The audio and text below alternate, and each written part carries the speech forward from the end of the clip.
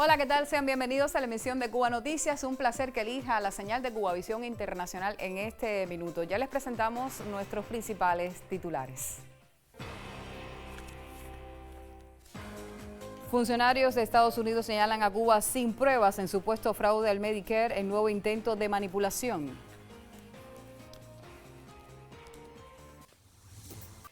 Jóvenes cubanos asumen los desafíos de estos tiempos y presentan al mandatario Miguel Díaz-Canel Bermúdez proyectos para impulsar su rol protagónico en la nación. Empresa Aguas de La Habana estrena nuevo centro de cargas fotovoltaicas. En esta emisión tendremos el reporte especial de cómo la capital cubana avanza en energías limpias para su flota de vehículos sanitarios.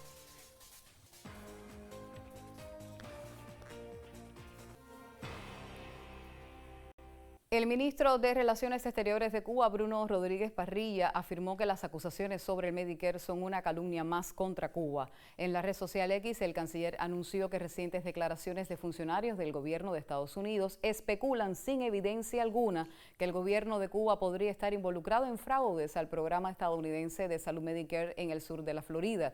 Se trata de una calumnia más promovida por sectores anticubanos en ese país, subrayó Rodríguez Parrilla. Asimismo, el titular afirmó que nuestro país tiene una posición firme de rechazo a este y otros delitos transnacionales. Eso lo conoce bien el gobierno de Estados Unidos, el cual ha intercambiado y coordinado con su homólogo cubano acciones conjuntas sobre terrorismo, asistencia judicial, seguridad comercial, tráfico ilícito de drogas, fraude migratorio y ciberdelitos, lavado de activos y delitos financieros, si bien como norma no ha habido una conducta recíproca de parte de las autoridades estadounidenses. Destacó en su declaración el ministro de la Nación Caribeña. Según el máximo representante de la diplomacia en Cuba, los funcionarios del gobierno de Estados Unidos que se citan para esta calumnia faltan a la verdad conscientemente. El gobierno de Cuba reitera su voluntad de enfrentar de manera conjunta los delitos transnacionales originados en Estados Unidos mediante el intercambio oportuno de información. Ampliamos otro de nuestros titulares. Los integrantes del Buró Nacional de la Unión de Jóvenes Comunistas presentaron este martes al primer secretario del Comité Central del partido y presidente de Cuba, Miguel Díaz-Canel Bermúdez, un grupo de proyectos que dan respuesta al llamado que les realizara el mandatario el pasado 27 de marzo para fortalecer el papel de los jóvenes en la vida política, social y económica de la nación caribeña. El pasado 27 de marzo, durante un encuentro con jóvenes, el presidente cubano Miguel Díaz-Canel Bermúdez reflexionó sobre cuánto pueden hacer las nuevas generaciones en estos tiempos en que la comunidad se ha convertido en un escenario muy importante para la vida del país a partir de las limitaciones actuales. En ese sentido, les convocó a incidir con su trabajo, energía y capacidad movilizadora en temas cruciales de la vida nacional como son la defensa, la recuperación energética, la producción y la economía, la batalla comunicacional, la formación ideológica, la solidaridad y el compromiso social. Apenas 11 días después, en un nuevo encuentro con la dirección del país, los jóvenes presentaron su respuesta. Se trata de 7 proyectos que dan salida a las misiones encomendadas a través de una red juvenil comunitaria y que han sido elaborados en colaboración con ministerios, organismos y otras instituciones de la nación. Para que a través de esta red juvenil pues tenga salida los 7 proyectos que vamos a estar liderando en las comunidades a través de brigadas que van a responder a cada uno de esos proyectos. La coordinación de la red juvenil estará integrada por los representantes de los consejos populares y la intención es que la dirija un joven líder. Zona Joven Segura, Voltaje Juvenil, Tu Aporte Cuenta, Código Joven, Aquí con mi Barrio, Conciencia Joven y Cuba Viva se llamarán estos proyectos que buscan fortalecer el papel de los jóvenes en la vida política, social y económica de la mayor de las Antillas. Lograr también que nuestra militancia política y que nuestro universo juvenil participe de la vida del barrio. Esto precisamente viene más a oxigenar, más a alimentar y más a buscar el vínculo de las instituciones. Se viene a buscar también cómo seguir aunando los esfuerzos y cómo no se vea ese proyecto solo, tirando si es de cultura, por ejemplo, por su lado, si es de salud por su lado, sino que cómo se confraternizan. Y estoy seguro que puede ser el inicio de lograr un movimiento mayor en cada una de las comunidades, aprovechando eso, la inteligencia, el talento que hay en cada una de ellas, el protagonismo de los jóvenes, aprovechando también centros que están cerca, como las casas de cultura, las propias escuelas. Al intervenir en el encuentro, el presidente agradeció la seriedad y la motivación con que los jóvenes acogieron las ideas compartidas el pasado 27 de marzo en medio del muy complejo momento que vive hoy Cuba. Pero si nos preparamos en medio de una coyuntura tan compleja, después vamos a estar preparados para todos los retos. Y las generaciones que han ido compartiendo y han ido avanzando con la revolución, en cada momento han tenido sus retos. Esto no se puede dejar de subir, no se puede perder. Y sería una manera distinta de ejercicio del poder popular, o renovada, del trabajo de las organizaciones de masa, de protagonismo de la juventud y de ese concepto que estamos tratando de defender cuando estamos hablando de darle más autonomía a los municipios, de que el gobierno y toda la actividad se desarrolle cercana al ciudadano, con participación y con control popular. Es este un proyecto que requerirá un chequeo periódico, consideró Díaz-Canel, y concluyó: ya tenemos las ideas, ahora empieza la batalla. El presidente de Cuba, Miguel Díaz-Canel Bermúdez, felicitó este martes al compañero Tolan por su elección como jefe de Estado de la República Socialista de Vietnam. En su cuenta en la red social X, el mandatario cubano ratificó también la voluntad y el firme compromiso de continuar impulsando las históricas y especiales relaciones de hermandad, solidaridad y cooperación que unen a ambos países. La Asamblea Nacional de Vietnam eligió la víspera a Tolan como presidente de la República en una votación que reflejó el apoyo total de los 495 diputados presentes. Luego, el recién electo mandatario vietnamita prestó juramento comprometiéndose a mantener absoluta lealtad a la patria, al pueblo y a la constitución de su país, así como a cumplir cabalmente las responsabilidades encomendadas por el partido, el Estado y la ciudadanía. Este año Cuba y Vietnam cumplen 66 años del establecimiento de relaciones, siendo el país caribeño el primero en establecer lazos diplomáticos con la nación asiática y el líder de la revolución Fidel Castro Ruz, el primer y único jefe de Estado o de gobierno en visitar los territorios liberados de Vietnam del Sur que aún se encontraban bajo la amenaza de los bombardeos de Estados Unidos. En 2025, en el contexto del 65 aniversario del establecimiento de relaciones, el presidente cubano Miguel Díaz-Canel Bermúdez también visitó el país asiático y aseguró que entre ambas naciones se ha forjado una relación tan excepcional que ha superado las pruebas del tiempo y se ha convertido en referencia obligada de amistad y cooperación, particularmente en tiempos de enormes desafíos para la paz. Hacemos ya nuestra primera pausa en nuestro recorrido informativo. Al regreso, vamos a contarles cómo la capital cubana avanza en energías limpias para su flota de vehículos sanitarios. Siga con nosotros.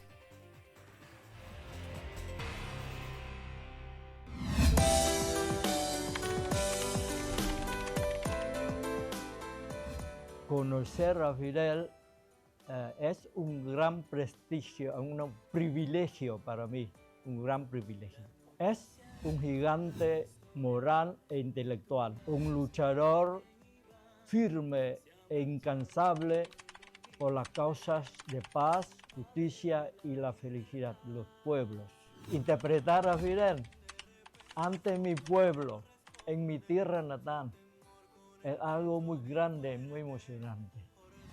Para mí y para el pueblo de Vietnam en general, el comandante en jefe Fidel Castro es el amigo más leal, ¿no?, más entrañable de nuestro pueblo.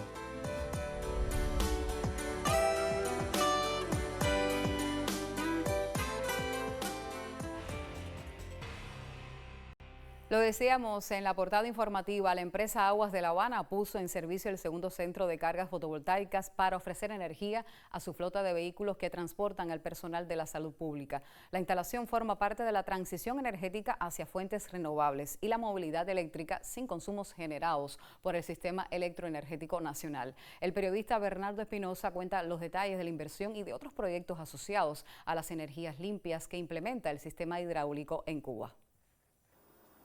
La irradiación solar expande sus efectos. Aguas de La Habana reafirma su condición de avanzada a nivel de país en el uso de esta modalidad energética. El nuevo proyecto, segundo que aprovecha la energía del sol en la entidad, amplía prestaciones para la sostenibilidad de la flota cero emisiones. Es la primera estación de carga que tiene con paneles fotovoltaicos, carga rápida y también acumula. Y además Ya en esta estación de carga es donde también podemos cargar el transporte especializado. Estos equipos eléctricos, en momentos de indisponibilidad de combustibles, evitan paralizar trabajos indispensables para servicios básicos. El nuevo centro también ofrece cobertura a flotas del Ministerio del Transporte. En una hora uno carga el carro al 100%, cosa de que se nos hace a veces difícil en otro lugar recargar. La carga sale a full el carro completo para recoger a los médicos, que es el principal objetivo de Transmed. Al comenzar abril, la entidad dispone de 68 vehículos 100% eléctricos. Especialistas resaltan políticas y prioridades para acelerar la instalación de tecnologías como estas. El escenario energético que el país tiene hoy es bastante complejo y la intención de Aguas de La Habana es darle vitalidad a esas brigadas que reparan las redes de acueducto sin afectar al CEN. La experiencia con el uso de baterías prevé extenderse a otras áreas de infraestructuras vitales para el abasto. Por indicación del presidente de la República, del primer ministro, se ha indicado ver cómo, en la medida de posibilidades, después que se protejan los hospitales, se protegen las fuentes de abasto. Expertos y directivos también estudian otras vías para obtener electricidad con fuentes renovables de energía. El gobierno cubano, en medio del escenario que enfrenta el país, da seguimiento constante a la gestión hidráulica y ha asignado recursos para mejorar servicios a la población.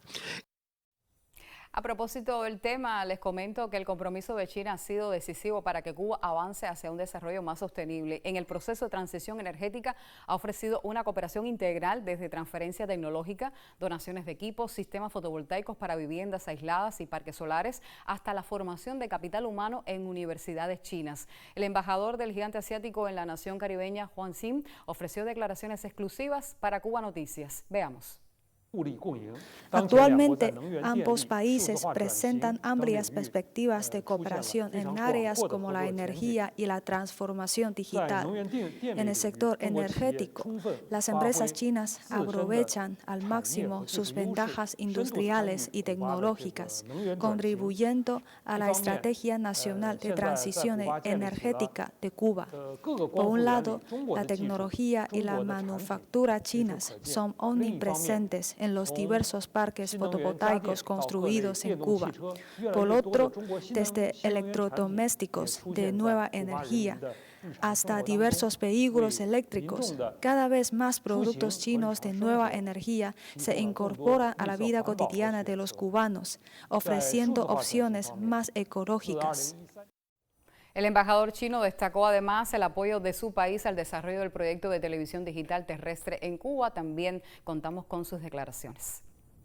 En cuanto a la transformación digital, desde 2013, gracias a la estrecha colaboración entre China y Cuba, el proyecto de televisión digital cubana se ha implementado con éxito en 4 fases.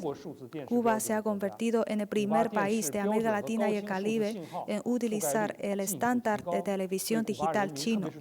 La cobertura de las señales digitales de definición estándar y definición alta en Cuba mejora cada día más, brindando servicios de televisión de calidad superativa y diversificados a la población cubana.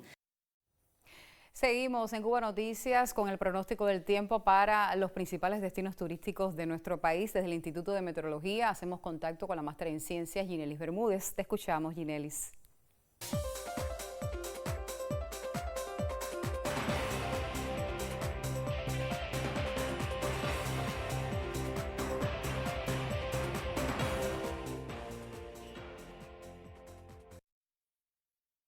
Saludos, es un placer compartir con usted la información meteorológica. La presencia de una vaguada en la altura, unos 10 o 12 kilómetros, localizada sobre la región oriental, así como otra vaguada, pero en las capas bajas, localizadas sobre el sudeste del Golfo de México, están aportando un flujo húmedo inestable sobre el archipiélago cubano, incentivando la ocurrencia de algunos chubascos y lluvias cuando se combinen la tarde con las altas temperaturas durante el día. Todas estas condiciones van a persistir para las próximas 24 horas. Se estará amaneciendo con poca nubosidad en los destinos turísticos de la región occidental y durante la tarde se nublará con la ocurrencia de algunas lluvias en Viñales, serán más aisladas en el resto del territorio occidental con máximas que alcanzarán valores entre 30 y 31 grados Celsius. En la región central también amanecerá con poca nubosidad y durante la tarde estará parcialmente nublado. Se nublará hacia zonas de la costa norte con algunas lluvias más escasas en Trinidad con máximas entre 30 y 31 grados Celsius. En el oriente del país, poca nubosidad al amanecer y durante la tarde se nublará con algunos chubascos y tormentas eléctricas con temperaturas máximas entre 30 y 32 grados Celsius. La salida del sol por el punto de Maicí a las 6:43 de la mañana se pondrá por el Cabo de San Antonio a las 7:58 pasado meridiano y se mantiene la fase de luna llena. En resumen, para las próximas horas, algunos chubascos y lluvias, sobre todo en la región oriental y hacia zonas de la costa norte del centro del país. Usted continúe en Cuba Visión Internacional. Desde diferentes partes del mundo, organizaciones y personalidades expresan solidaridad con Cuba en medio de un creciente asedio por parte del gobierno de Estados Unidos. Partidos comunistas, obreros y de izquierda del sur de Asia instaron a los gobiernos de la región y del sur global a apoyar a Cuba en un contexto marcado por el recrudecimiento del bloqueo estadounidense, fundamentalmente en lo referido a la entrada de combustible a la nación caribeña. Firmaron la declaración organizaciones de la India, Pakistán, Sri Lanka y Nepal, así como el Partido de los Trabajadores de Bangladesh, quienes reconocen además la resistencia inquebrantable del pueblo cubano y confiaron en que Cuba no se rendirá. Particularmente en Sri Lanka se mantiene activa también la campaña nacional Rompamos el bloqueo.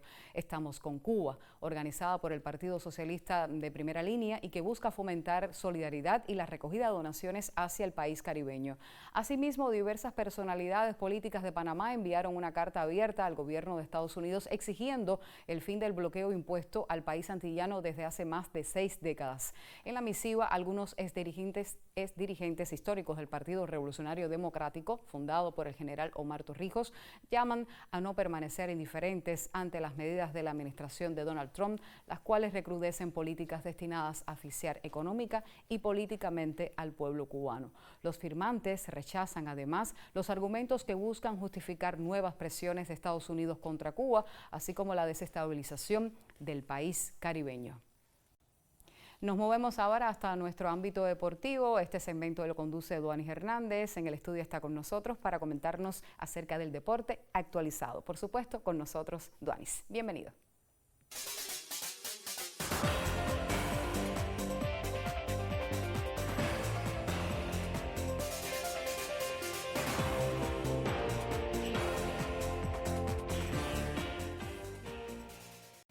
Comenzamos el espacio deportivo en Cuba Noticias y lo hacemos con Taekwondo. Los atletas cubanos de la modalidad de Punsae dentro del Taekwondo buscarán por primera vez la clasificación a los Juegos Centroamericanos y del Caribe. Desde República Dominicana, donde se están preparando y buscarán sus boletos, nos traen los detalles los periodistas Giselle Filiu y Enrique Portuondo. La cuenta regresiva marca poco más de 100 días para el inicio de los Juegos Centroamericanos y del Caribe de Santo Domingo 2026. Las vallas identificativas exhiben las áreas de remodelación, las cuales son visitadas por miembros integrantes del comité organizador. Así sucede en el pabellón de esgrima, que recibe los toques finales para el clasificatorio de Taekwondo, que iniciará el próximo jueves. En tanto, los cubanos continúan su alistamiento en el albergue olímpico con grandes expectativas concentradas en la modalidad de Punce. 2 jóvenes santiagueros estrenarán la participación cubana en individual y dúo freestyle. Tania Indira Delgado Salfrán y Dani Junior Valenciano Mora serán los encargados, quienes han asimilado las enseñanzas del entrenador coreano Segun Sa.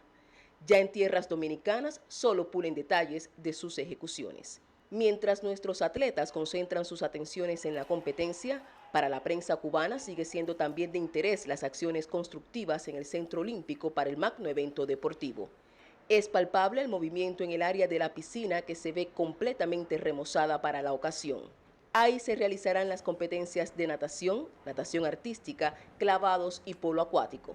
República Dominicana pone todo su empeño en el mayor evento deportivo de Centroamérica y el Caribe. El bádminton cubano tiene serias aspiraciones para los Juegos Centroamericanos y del Caribe Santo Domingo 2026. El entrenador principal de la selección cubana, Humberto Daudinot, nos brinda detalles sobre las metas de Cuba en la capital dominicana. Profe, ¿cómo marcha la preparación de los badmintonistas cubanos rumbo a los Juegos Centroamericanos y del Caribe? La preparación de los badmintonistas del equipo de la selección nacional marcha bastante aceptable, a pesar de todas las limitaciones que tenemos. El equipo pudimos tocar volante en buenas condiciones hace más o menos 20 días que los muchachos pudieron tocar volante en buen estado. El resto de la preparación fue con volante en muy malas condiciones, pero a pesar de eso hemos visto los resultados en el torneo que precedió, el Junior, donde los atletas de la selección que estuvieron incorporados en este torneo tuvieron buena actuación. Y para los centroamericanos estamos luchando por los puntos, porque eso nos da la clasificación de equipo completo a los centroamericanos, donde tenemos grandes posibilidades en el torneo por equipo de medalla en esos juegos.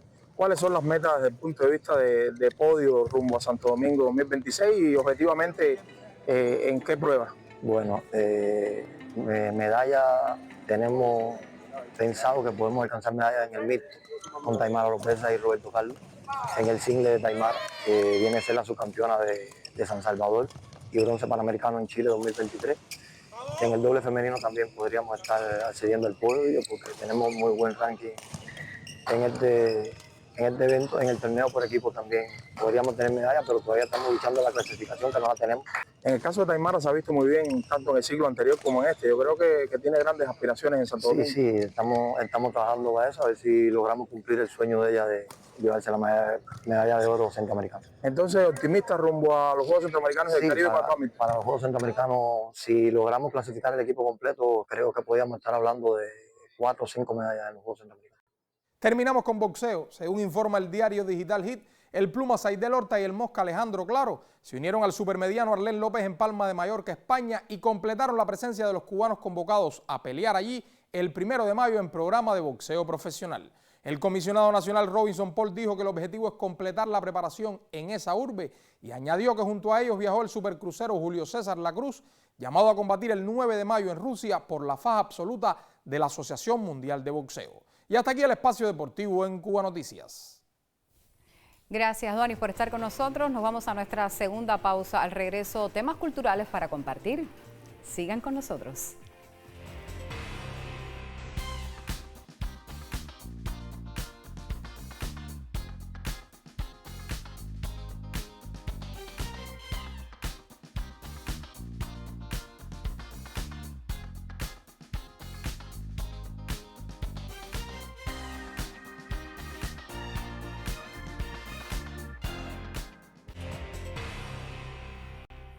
En este minuto hacemos contacto con Catherine Tamayo, quien está lista para ofrecer las noticias del acontecer cultural. Bienvenida.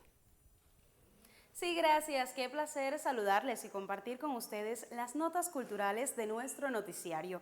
La compañía cubana Acosta Danza anunció que subirá a escena en diversas ciudades de Reino Unido con una de las piezas más relevantes de su repertorio, Carmen. Bajo la dirección general del destacado bailarín y coreógrafo Carlos Acosta, el conjunto se presentará desde este 8 de abril al 9 de mayo. El espectáculo, en versión coreográfica de Acosta, recrea el mito de una mujer indomable y fusiona diferentes estilos danzarios. Oportunidad para apreciar el arte y maestría de sus bailarines. Tenemos otras informaciones. El Instituto Cubano de Investigación Cultural Juan Marinelo inició el Seminario Internacional La Lucha por la Hegemonía Revolucionaria, aportes de Fidel Castro en el terreno cultural, evento que sesionará en la capital hasta el próximo 9 de abril. Tenemos detalles en el siguiente reporte.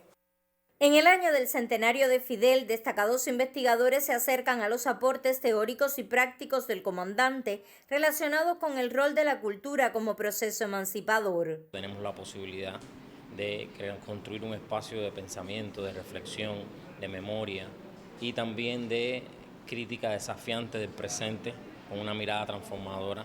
La utilidad de ese pensamiento hoy, la recuperación de ese pensamiento en su carácter genuino, en su carácter original y en su carácter creativo.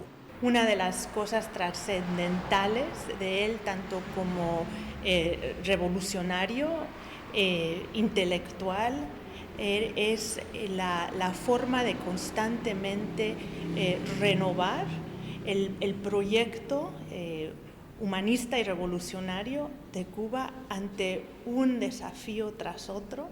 El Seminario Internacional La Lucha por la Hegemonía Revolucionaria, aportes de Fidel Castro en el terreno cultural, que hasta el 9 de abril se realiza en el Instituto Cubano de Investigación Cultural Juan Marinelo, prevé la presentación de ponentes de centros de investigación y docencia, entre los que sobresalen las universidades de La Habana, la de Cienfuegos y la de Oriente, el Centro Fidel Castro y la Universidad de las Artes.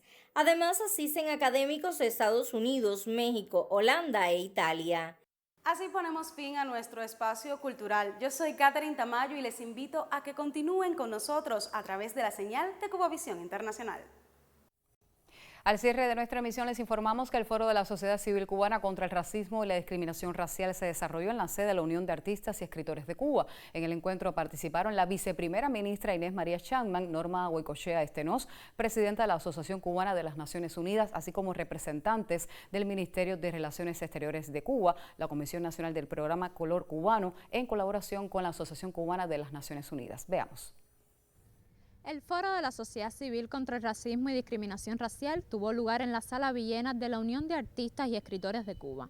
Entre los temas centrales estuvieron el respeto al legado africano y su diversidad cultural, las políticas públicas vigentes, el papel de los medios de comunicación y las redes sociales en el combate a los estereotipos y la discriminación racial. No sería honesto abrir este diálogo sin mencionar hitos concretos que ya son realidades, aunque todavía insuficientes. La creación del Grupo de Trabajo Gubernamental para el seguimiento del programa, con participación de más de 15 organismos de la Administración Central del Estado. La aprobación del decreto sobre la comunicación social y luego la Ley de Comunicación Social, que sanciona explícitamente los mensajes y prácticas discriminatorias por motivos raciales en los medios. La formación obligatoria de temas de racismo estructural para cuadros del Ministerio del Interior, para jueces, para fiscales y educadores, con más de 12.000 profesionales capacitados hasta el 2025.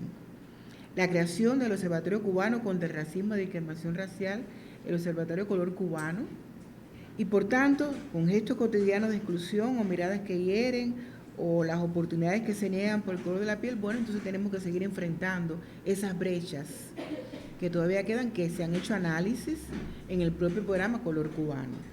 Entre 2018 y la actualidad, Cuba recibió 38 recomendaciones del Comité de la ONU sobre el informe de racismo y la discriminación racial. De ellas, 35 están en total o parcialmente implementadas, lo que representa un 92% de su cumplimiento.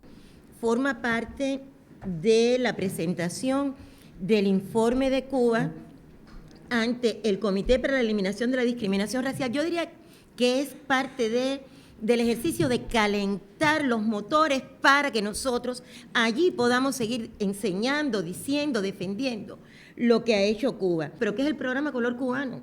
Sino una obra de reparación, una política pública que está dirigida a eliminar los vestigios de racismo y de discriminación por el color de la piel. Desde la Sala Villena de la UNIAD, la sociedad civil cubana ratifica que la lucha contra el racismo y la discriminación racial no se detiene, promueve, denuncia y sigue trazando caminos hacia una Cuba más justa para todos. Anislady Ramírez, Cubavisión Internacional.